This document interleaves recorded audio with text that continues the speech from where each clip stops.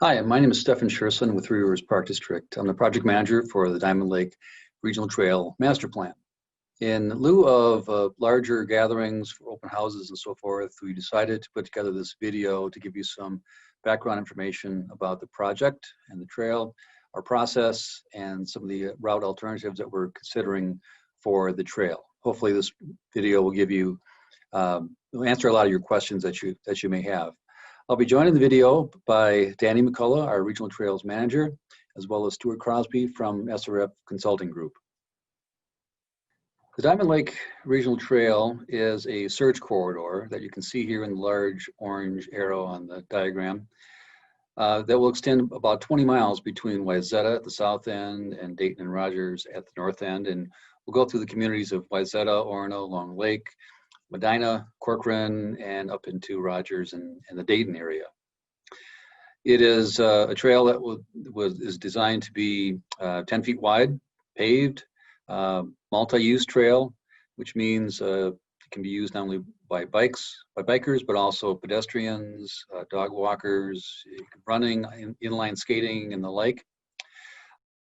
One of the main goals for this project is to create a corridor or create a trail that is as scenic and as park-like as possible. So we do that by trying to connect with to some of the nearby higher quality natural resource areas, as well as local parks and trails, as well as our own regional trail system, which you can see here outlined in the map as well. So you can see where this trail kind of fits into our larger network. This is a master plan project, not a construction project. So this is a long-term planning effort, and will take many years, if not decades, to fully realize the trail. This is the initial phase of the development process, where we're looking at where the best route is for the trail and analyzing all of the conditions and also public input we would like to get from you as well. We'll go into more detail about that. At this time in our master plan process, we are in our public engagement phase. Prior to this, we've met with city staff, park commissions, and councils, and they helped us evaluate different routes, and we've come up with several different route option alternatives that are on our webpage open for public input at this point. Link to the project website and a place where you can go and make comments right on our map will be listed on this video. It's important to note as you're looking at the route alternative lines on the map that these are still considered conceptual and are flexible at this point. They are not exact alignments. This is not finished construction drawings by any means. They're still a planning effort. So you'll see multiple lines. We want to get as much public input as we can on them. So we invite you to visit our project website and submit some comments of your own. Alternatively, also, if you'd like to contact me, you can send me an email at dlrt@threeriversparks.org, and I'd be happy to respond. We can have a phone conversation or even a Zoom meeting if you have some personal questions that you'd like to converse about. Subsequent to public engagement, which we expect to conclude this fall, we'll be going back to the parks commissions and staff and working out one preferred route. So we'll be considering all these different alignments that you see on the map and narrowing it down to one preferred route based on public input and other evaluation criteria that we'll be looking at that best meets our project goals. We'll take that forward, that recommendation, to the city councils at the end of the year for their approval of the preferred route, and then that route will be then drafted into the master plan, which will begin shortly thereafter. Once that draft is completed, that document is completed by spring of next year, we will advertise it publicly and have a 30-day comment period where people can comment on the entire document at that point, and also ask the cities for their support before moving forward with approval to our Three Rivers Board and the Metropolitan Council. Next, I'd like to talk about a few questions that typically come up about trail development. Hopefully can answer some of the questions that you may be thinking about. First off is, when will the trail be built? Well, this will likely take many years, if not decades, to complete the entire trail. 20 miles long. It's quite a project. This master plan project, which should be wrapped up by the middle of next year, is really just the first step. Once the master plan is complete, then we can start acquiring right-of-way property needed for the project. Before we then, once the property is secured, then we can begin thinking about funding and actual construction. So that's many years down the road. That said, if there are opportunities within housing developments or other construction projects going on along the preferred route, we'll work with agencies or private developers or homeowners to build segments of the trail that we will connect to later in the future. So it'll likely be built in segments, but the entire trail will definitely take many, many years to complete. Why do some of the routes go through private property? Well, as I mentioned, one of the main goals of the project is to have a more park-like experience. So in order to do that, we need to get away from roads, and so that does involve private property. Another reason why that's an important goal for us is to provide a safer experience as well. How is a trail property obtained? Basically three main ways. First off would be through cooperative agreements with local jurisdictions, perhaps the county, to be within, have the trail built within road right-of-way. That in this way it avoids any impacts directly to private property. We also work with cities and developers, private developers, and securing easements a part of their development process. Typically it's housing developments where the trail could be built through the housing development as part of their parkland dedication. And lastly, through acquisition of property with private homeowners. We do this through outright purchase or perhaps easements. And we do this on a willing seller basis only. So we do not force anyone to sell. There's no eminent domain. And we compensate homeowners and property owners based on the current appraised value. So we're fair to not only the property owner, but as well as the taxpayers. Who is responsible to build and maintain the trail? That is all Three Rivers. Three Rivers is responsible for acquisition of property rights and designing of the trail, construction of the trail, maintaining the trail, any kind of operating costs. And typically, when it comes to construction, we try to utilize federal grant opportunities as much as possible. It should be noted that individual property owners are not assessed, will not be assessed at all for the construction of the trail. As far as privacy is concerned, we do treat that very seriously. We try to design the trail such that there is enough buffer between the trail and homes and so forth. Do that in terms of how we site the trail, maintaining existing vegetative screening or perhaps planting additional vegetation, fencing and so forth. All that is typically part of the design process. How safe are our trails? We found that we really have not seen any increase in crime along our regional trails. Despite, I think, a common fear that it does bring in undesirable activities, we really have not found that to be true.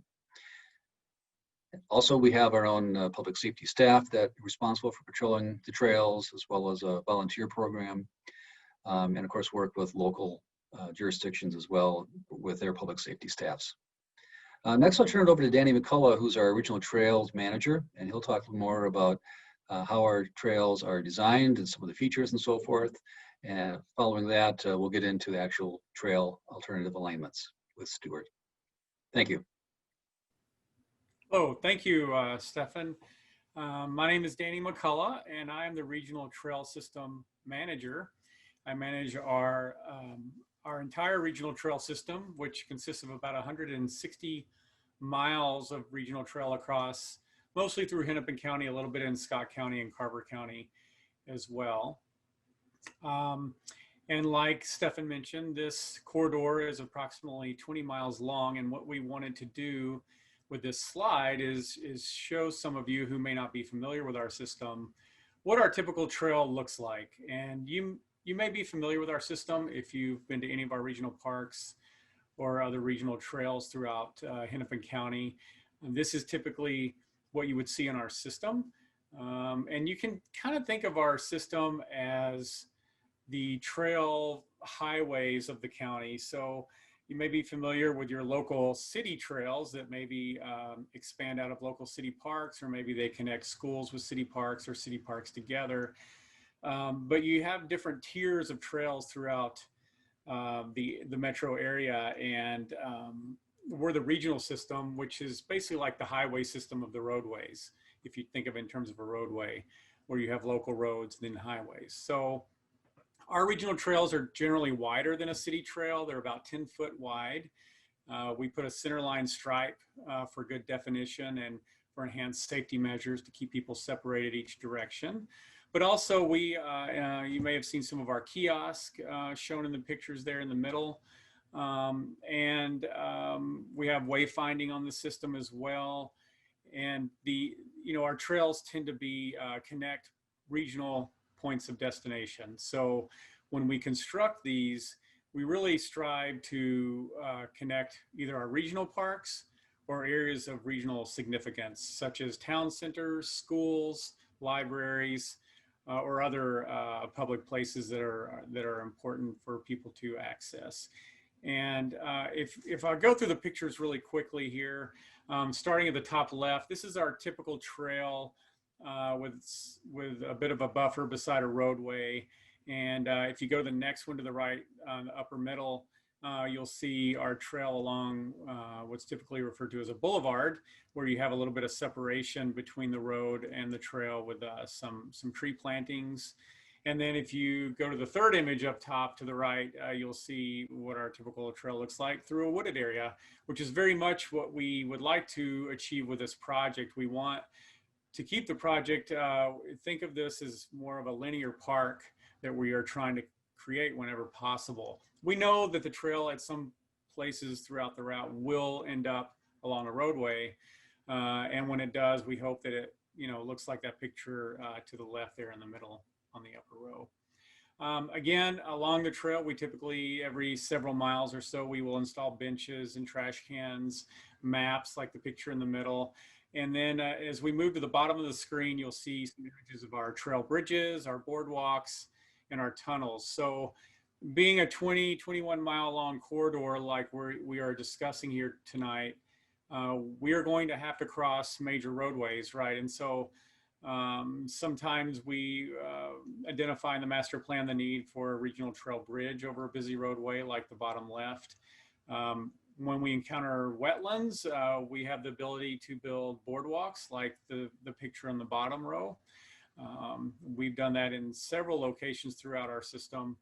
And then sometimes we go underneath the road, obviously, with the image of the tunnel on the right. So these were just some images we wanted to share to give you sort of an idea of what it is we're trying to create, and some of the things that some of the infrastructure that we construct on our system. So with that, I will turn it over to Stuart. Hi, this is Stuart Crosby with SRF Consulting Group. I'm going to walk you through the different corridor routes that we have identified preliminarily for the Diamond Lake Regional Trail Master Plan. These routes are preliminary in that they are being reviewed and put out for public comment, and we are interested in receiving as many comments from the communities and from the public as possible. On the maps, what you'll see are several different line styles. You'll see a red dash line, which indicates the different routes for the Diamond Lake Regional Trail Master Plan. There also are some heavy dashed green lines, which are planned regional trail corridors, and some lighter, smaller green dash lines, which are the local trails that are part of the community's 2040 comprehensive planning process. Also included on the map, you'll see further down some large yellow dotted lines, which indicate regional trail planning corridors. So we're going to start in the north here. It's a 21-mile corridor that extends from Dayton and Rogers in the north down to the Dakota Rail Trail in Wayzata in the south. And as you'll see here, the routes start up in historic Dayton and along the Mississippi River Regional Trail and head south along Brockton Lane north, and then in different routes around both Diamond Lake and French Lake. Elm Creek Park Reserve is on the right over here, and downtown Rogers is on the left, on the west. What you see here is Henry's Woods with a local connection option there that will cross over Brockton Lane north. And then as we head down around French Lake, routes that go on either the west side or the east side. We have two different crossings identified for Interstate 94. The first is the Dayton Industrial Boulevard, and which would cross over the new and in construction Dayton interchange. And the second is a crossing that would connect up with Fletcher Lane. This would have to be an independent trail crossing over Interstate 94. As the trails corridors routes head south, we have three different options now. We're entering into Corcoran, and the route options include one that heads straight down County Road 116, which would be an in right-of-way option that would be adjacent to the roadways, and then an eastern option and a western option, both that meander through the countryside, through farm fields and larger undeveloped areas, including some wetlands. As we head south here through Corcoran, you'll see that these trail corridors continue down. This is Corcoran City Hall, right in this location on the east side of County Road 116. The western trail alignment goes through Corcoran Community Park, and those diagonal dashed areas are areas of planned future development. As the trail corridors head south, we end up down here at the Medina city line at Hackamore Road, and we have a couple of different route options at this point, continuing on straight down County Road 116 on the west side of Medina Golf and Country Club, and then a second route that goes along Arrowhead Drive to the west of Medina Lake Preserve. County Road 55, Highway 55 here is in the middle, and we have three different options that we're showing with these routes for crossing that. One is at Pinto Drive, one is at an area that will connect, if this were the route, to connect to the future development of a Wayzata Lower Middle School, and then on the west over here across from Arrowhead Drive, connecting with the Hennepin County Public Works Facility. Crossing Highway 55 is likely going to require either a grade separated crossing or a signalized crossing if it doesn't already exist. As we head south into Medina, we have three different route alternatives. On the east side, one that heads south from downtown Hamel along Hunter Road, and also one that heads south along Tamarack Drive, and then one that meanders through the countryside that heads south toward Wosfeld Scientific and Natural Area. You'll see these right here, County Road 24 in the middle here, and those three different routes extend south on the easterly, heading south to and toward Holy Name Lake on the west side, the central Tamarack Drive coming straight down Tamarack, and then that western one that comes down and just goes on the east side of Wosfeld Woods Scientific and Natural Area, but not actually going into the scientific and natural area. As we extend down, you'll see County Road 6 here, extending east-west across this map. The Hunter Drive route comes south, the Tamarack Road, Tamarack Drive route comes south here, and Spring Hill Road is where those routes will connect either on the westerly at Tamarack or on the easterly at Hunter Drive. When we get to Spring Hill Road, the trail option right now is to come down the East Old Long Lake Road, which the City of Orono and Long Lake are currently developing into a trail. That trail will connect up with Summit Park Swimming Beach. And at this point, we have two different options that we are looking at. One would extend along Old Long Lake Road through Woodrill Scientific and Natural Area. That would be in the road right-of-way and not in the scientific and natural area. And a second option would utilize the new trail that is along County Road 112 that would then connect up to the Loose Line State Trail.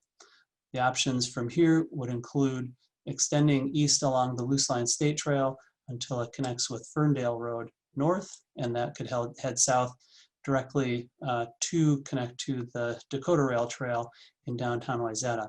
The second option would extend along Old Long Lake Road to Wayzata Boulevard, and it would head east on Wayzata Boulevard, crossing through the intersection with Ferndale Road North, and then south down Berry Avenue Berry Avenue South until it reaches Lake Street and the new extension of the Dakota Rail Trail. So those are the different route options that we're currently looking at for the Diamond Lake Regional Trail.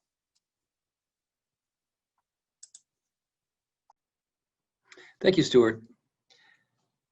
This is a screenshot from our project website, and there you can see the full link to the project website, which has a description about the project, some frequently asked questions, as well as you can see in the center there, it says view the map. That's where you can go and view these lines on your own in more detail.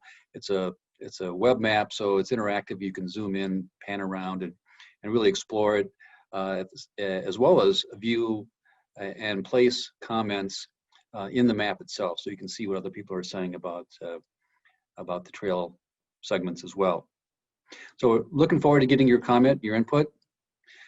Please visit the website. Also, alternatively, you could send me an email again at dlrt@threeriversparks.org. You can see my mailing address and phone number there as well too. We're looking forward to hearing from you and getting your input. Thank you very much.